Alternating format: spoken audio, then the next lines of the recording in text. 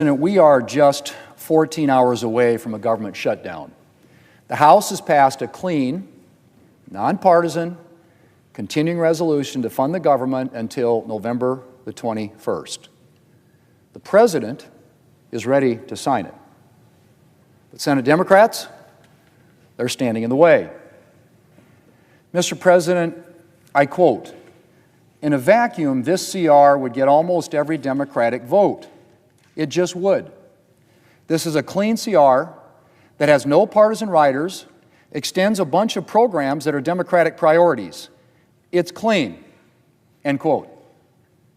Now, those last few lines aren't mine, Mr. President, and they're not a quote from some other Republican.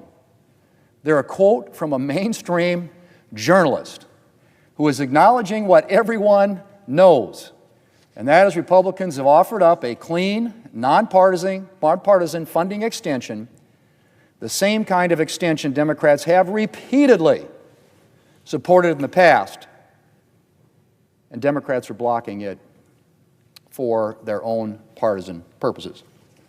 Mr. President, it's right here. That's what it is. This is a partisan CR, 24 pages to keep the government open until November the 21st, at which time the Democrats will have almost same leverage they have right now. I mean, hopefully by then we'll have passed more appropriations bills. I'd like it if we pass all of them. But I think it's reasonable to expect we won't have them all through conference and right a place on the President's desk, so they will have another funding cliff they can take advantage of come November the 21st. This is ready to pass right now.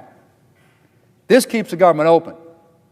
This funds the government and protects federal workers and the American people from the hostage-taking that has become, evidently, now the Democrat norm, even though it's something they decried not that many years ago.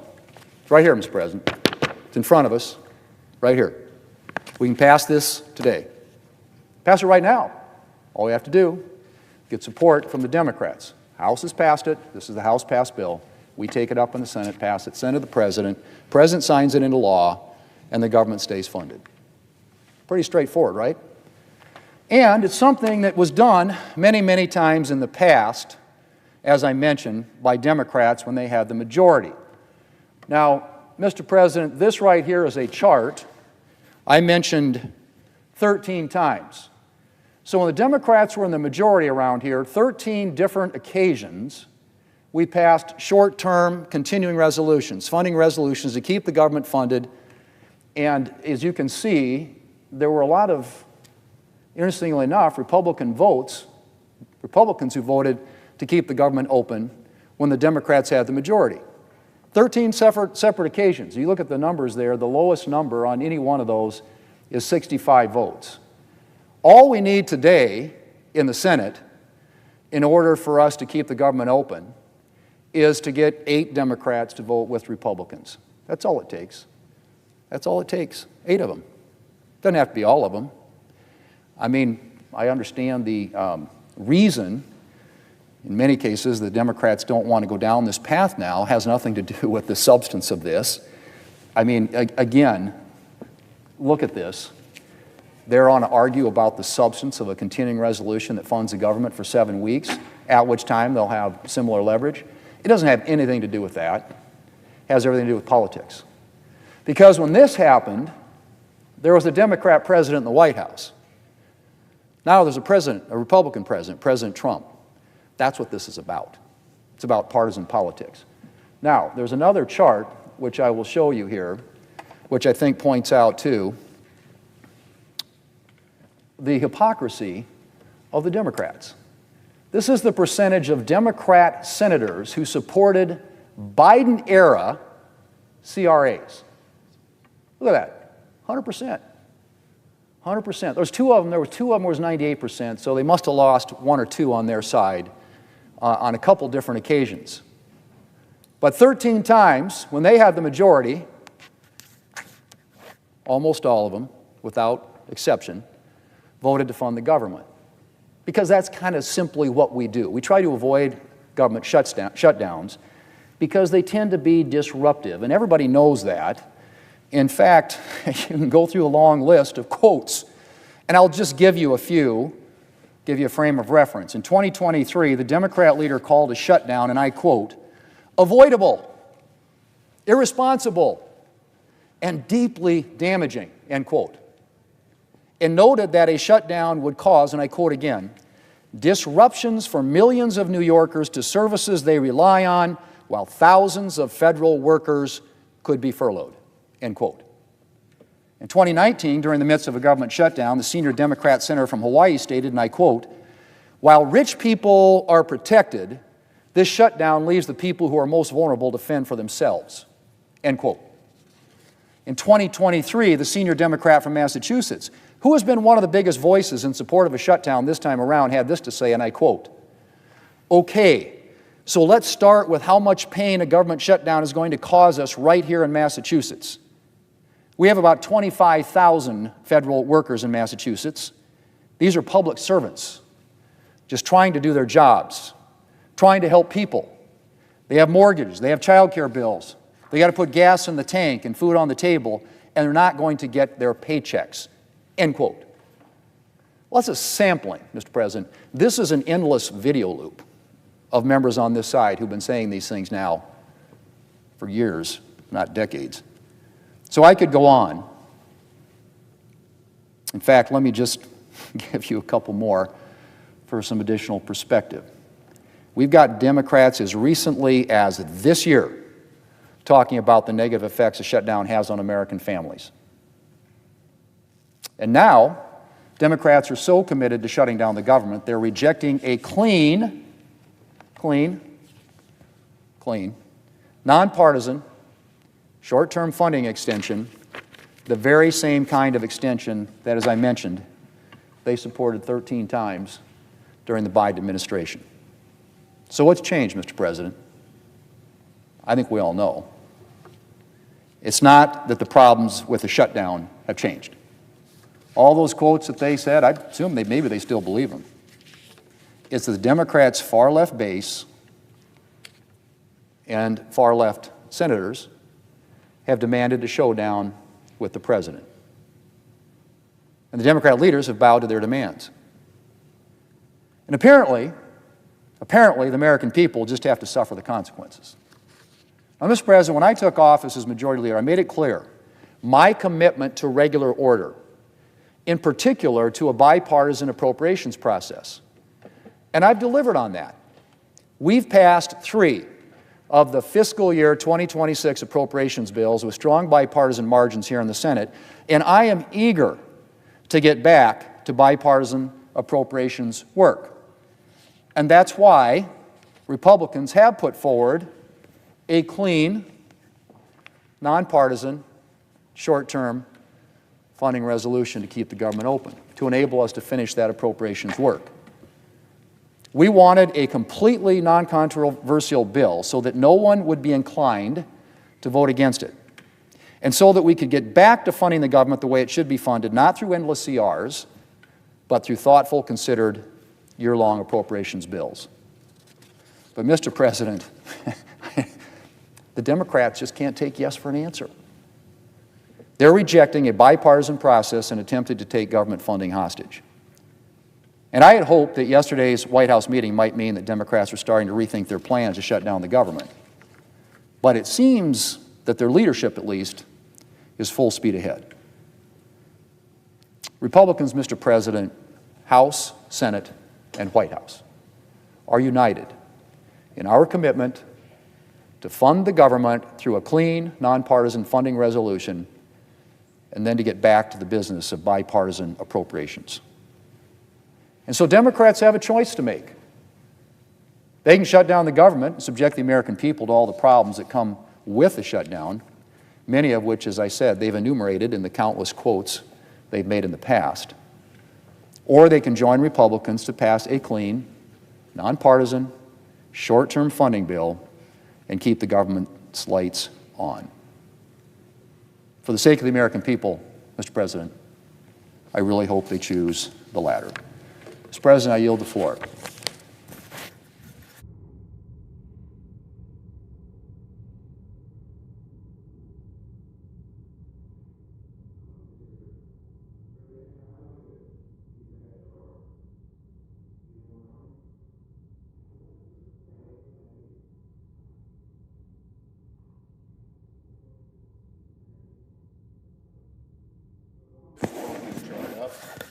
Speaker Thune, Does the senator from New York want to enter into a conversation about this?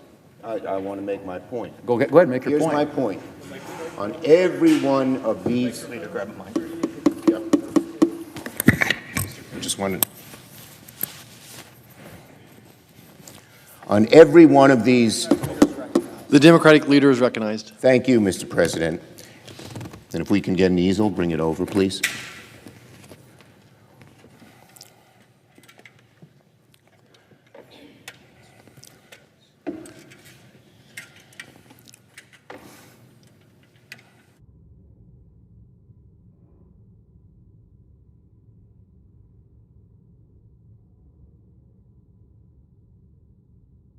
Thank the leader for letting me borrow his chart for a minute.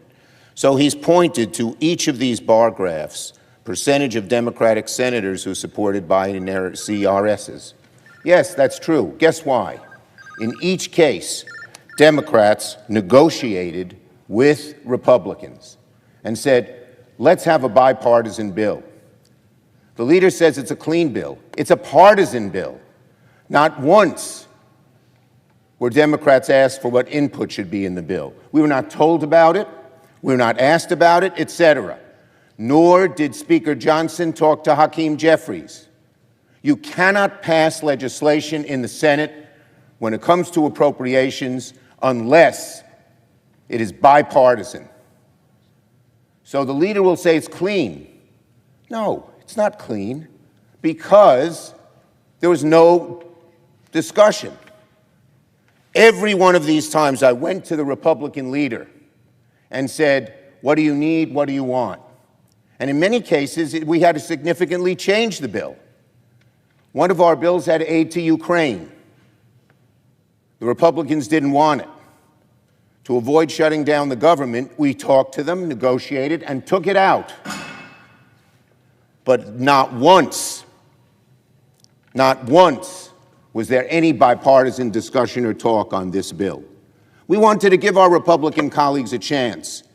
That's why some of us back in March said, okay. But we saw what happened after that. We saw a decimation of health care in the BBB. So bad right now that 80% of Americans support renewing the tax credits of the ACA. We saw them use rescissions, pocket rescissions, impoundments to undo what was done in the legislative process. So the world has changed, but that one way it's changed, and there are several, and I'll get to those, one way it's changed is there was no discussion. And we asked to have meetings. Hakeem Jeffries and I asked the leader and the speaker to sit down with us as early as July. They didn't. The job of a leader is a bipartisan negotiation. And the appropriators, which you'll say are discussing things. But the two issues we care about,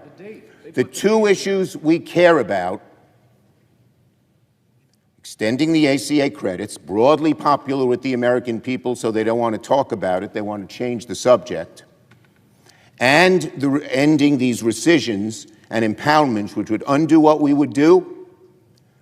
The four appropriators, when they got down and discussed it, they said that should be for the four leaders to discuss.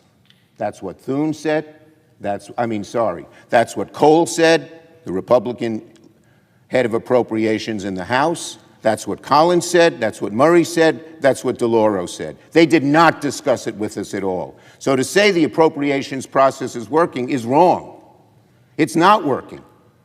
It's not working because the leaders wouldn't discuss it with us, as we discussed with Republicans on every single one of these, what should be in the bill and add to the bill.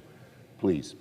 So the senator from New York, the way that we've done it, and it's a different business model than the one he used, we actually have the Appropriations Committee sit down. And the date that they came up with, November 21st, was agreed upon by the House and Senate appropriators, Republican and Democrat. Would the Speaker yield? Would the leader yield? I will.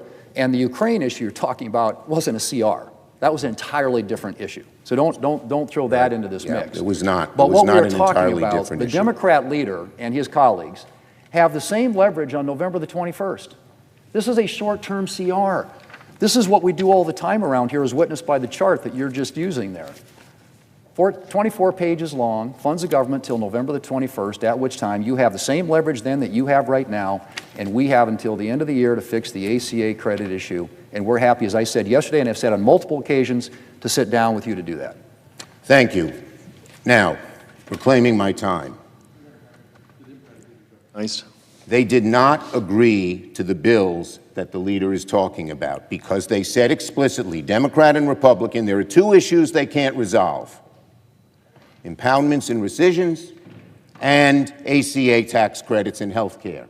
And they all agreed, the four of them, that they couldn't agree to a bill until the leaders discussed it with us. We asked the leaders to discuss it with us in July, in the middle of August, at the end of August, in September. They refused. And now he says, give us another 45 days. Well, frankly, the Republicans have had 45 days since March. 145 days, another 45 days, another 45 days. And in the room yesterday, Johnson said he doesn't want to do it at all. He doesn't want to have any compromise. So the time to do it is now. And the idea that we can do it till January, when we talked to the president yesterday, he didn't understand this. But I know that the leader does. On October 1st, in a day or two, millions of Americans, millions, are going to get notices that their insurance premiums will rise an average of $400 a month, $5,000 a year. A middle-class family can't afford that.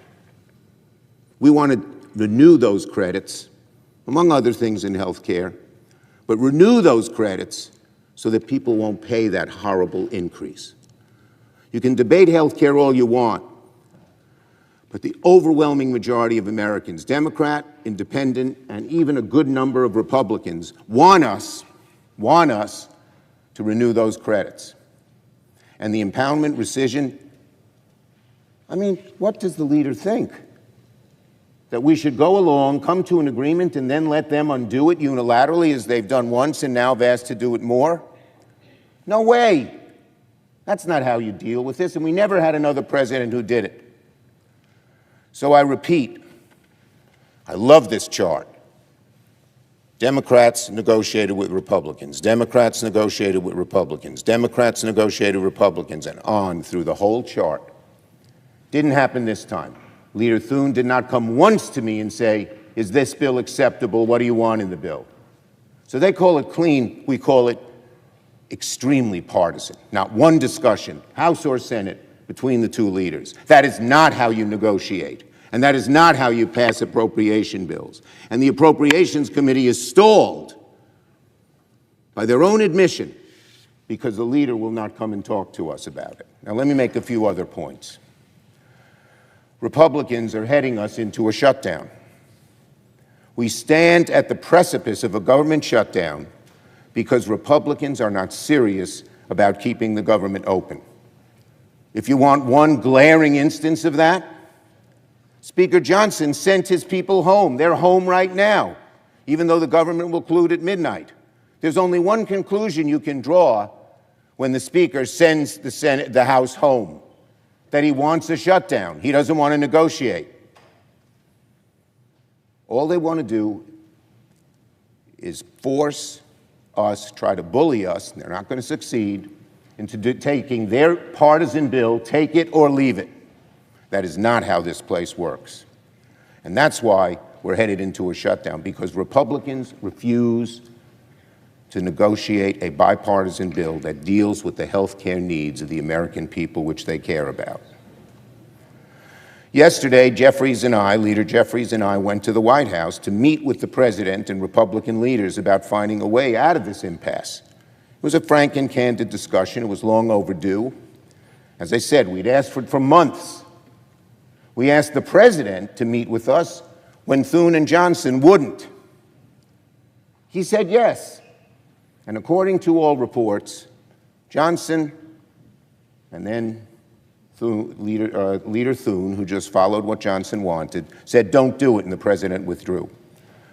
So on Friday, I called Leader Thune and said, let's have a meeting, and we did, but it's at the last minute. there's still a chance. It's only the president who can do this. We know he runs the show here. And he's got to say to our Republican colleagues, deal with this ACA issue so that people don't get $400 premium increases. Deal with this impoundment and rescission issue, which when we told him about it yesterday, he seemed not familiar with it, but now he knows. And we can solve this problem. But Johnson won't, Thune won't, and so the president is not going to be able to persuade them unless he tries at the last minute. That's the only hope here. Look, sitting in the room with the president, it was very clear that the president hadn't fully grasped the magnitude of the disaster he's causing when the government shuts down. As health care costs go up, as people lose their health care, rural hospitals are already closing. Speaker Johnson in the room said to me they're not, and I pointed out to him that Tim Kaine just informed us that 3 rural clinics in Virginia, Southwest Virginia, were closing. And the head of those clinics said it's because of the bills the Republicans passed. The so-called BBB, which we know is not beautiful. The American people know it's not beautiful. And so they know, our Republican colleagues know that the American people are fully behind us when it comes to lowering costs, but also when it comes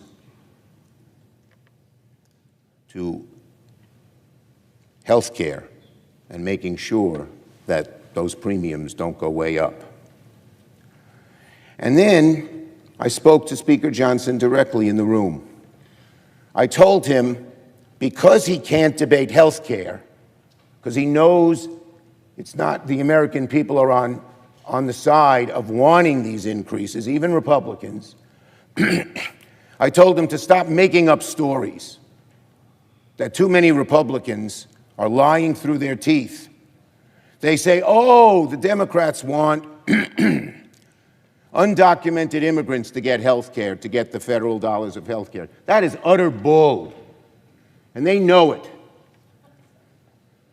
The law prohibits undocumented immigrants from getting payments from Medicare, Medicaid, or the ACA.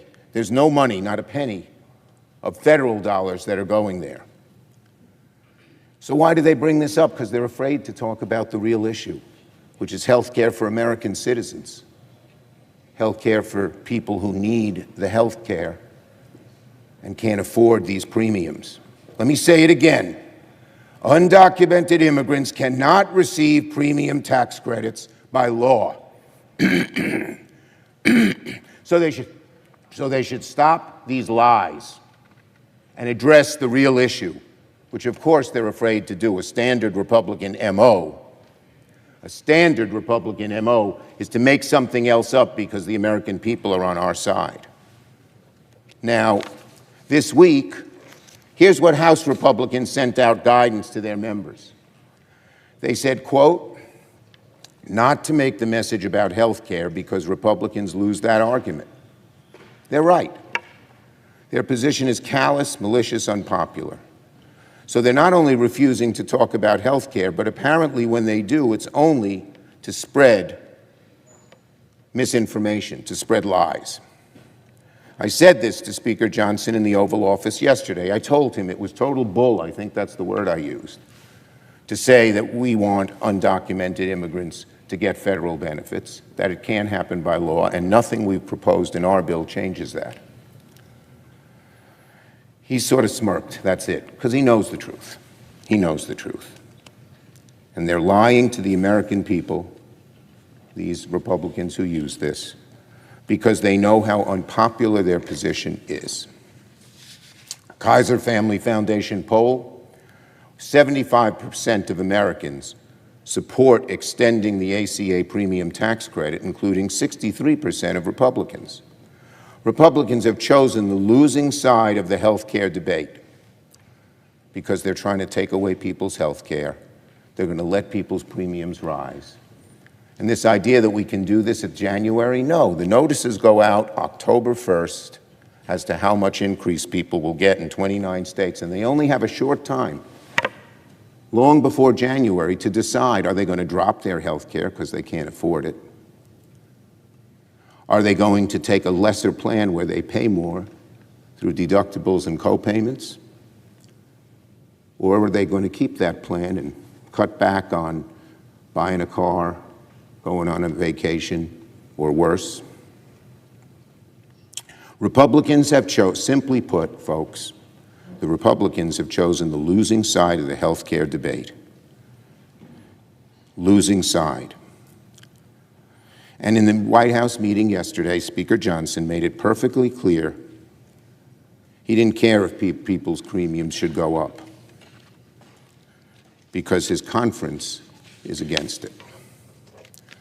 And so again, the House isn't even set to come back until October 7th. You tell me which side is actively manufacturing a shutdown. Why did the House do that? Because they wanted to negotiate? I don't think so. They wanted to jam it through, but they're not going to be able to. Yesterday, during a House Republican conference, Representative Lisa McClain made it explicit. She said, don't talk about health care to her Republican colleagues. They don't want to talk about it, so they make these other things up, facts out of thin air. So the Republicans have until midnight tonight to get serious with us about solving this crisis and keep the government open. But right now, they're not even talking to us seriously. They're sort of in la-la land. And then on another issue, related. Yesterday, the president posted an offensive deepfake AI video of Leader Jeffries and me with sombreros, fake music, impersonating my voice through AI, it wasn't me, talking even more lies about health care and immigration. Listen to this, America. Hours away from a shutdown, which we don't want, the American people don't want, the president is busy trolling away on the internet like a 10-year-old. And that's exactly why Americans are going to blame him if the government shuts down. That's another proof point as to who is to blame. His video, Johnson going away, and adjourning the House till next week. We have less than a day to figure this out, and Donald Trump is busy tweeting deep fakes. It's not like he's in touch with reality, he's in a bubble. He doesn't understand that if the government shuts down, people's health care premiums will go up. When we told him about it, Hakeem and I, yesterday, by his body language, he seemed not even to be aware of it, of the ramifications. If the president was smart, he'd move heaven and earth to fix this health care crisis right away, because Americans are going to hold him responsible when they start paying $400, $500, $4,600 more a month on health care. So we have less than a day. If there was ever a moment for Donald Trump and Republicans to get serious about health care, it's now. But even right now, even this morning, even here on the precipice of this crisis, the president would rather troll on the internet and lie about health care than tell the truth and get to work. So that's why the polls are abundantly clear that Americans will hold Donald Trump and Republicans responsible if the government shuts down. Senate Republicans could stop this crisis now. The president should get on the phone with Leader Thune and the Johnsons and tell them to work with Democrats to fix the crisis before it's too late, and work with Democrats to fix our health care crisis. Let me just say once again, we tried over and over and over again to meet with the Republican leadership. They said no. The appropriators said they couldn't resolve the issues until the leaders met. So we asked the leaders to meet again, and they said no, because they didn't want to negotiate. They wanted it their way or no way. Their way or no way. That's not how the Senate works. If Republicans cause a shutdown, they'll probably keep lying and distracting because they know we're on the side of the American, Democrats are on the side of the American people. But we will continue to focus on health care, and the American people will be completely on our side. Yield the floor.